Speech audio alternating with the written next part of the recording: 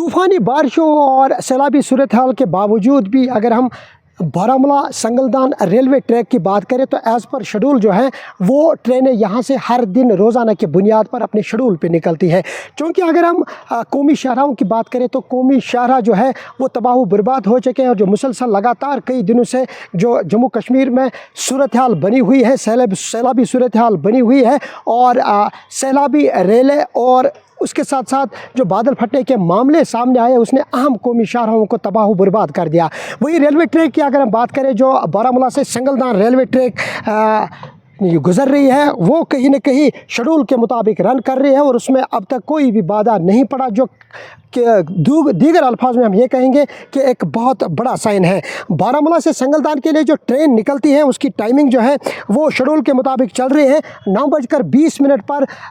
जो बारामूला से संगलदान ट्रेन गुजरती है वो एज़ पर शेड्यूल दिन के 1:30 बजे संगलदान के रेलवे ट्रैक पर पहुंचती है और जो बारामूला से संगलदान के लिए जो दूसरी ट्रेन निकलती है वो 2:40 पर बारामूला से निकलती है और कहीं न कहीं 6:55 पर संगलदान रेलवे स्टेशन पहुंच जाती है। उसके मुताबिक जो बारामूला जो संगलदान से बारामूला, जी हाँ, संगलदान से बारामूला जो पहली ट्रेन निकलती है 6:40 पर और वो बारामूला रेलवे स्टेशन पर 11:20 पर पहुंच जाती है। और उसके साथ साथ जो संगलदान से बारामूला के लिए दूसरी ट्रेन निकलती है वो गालिबन 2 बजे निकलती है और कहीं न कहीं 6:10 पर वो बारामूला के रेलवे स्टेशन पर पहुंच जाती है। यानी कि जिस तरह से बारामूला से संगलदान के लिए जो सफ़र है वो एज़ पर शेड्यूल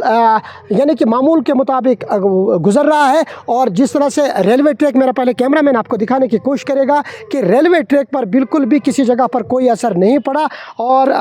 ये एक खुशाइंद कदम है और अच्छी बात है कि रेलवे ट्रैक जो है वो बिल्कुल अपने हिसाब से चल रहा है और जो मौसमी सूरत हाल यहाँ जम्मू कश्मीर में बनी हुई है उससे कहीं न कहीं हर जगह जो है वो बहुत सारे रोड यानी कनेक्टिविटी जो है वो तबाह बर्बाद हुए और जिसके चलते ये वाहिद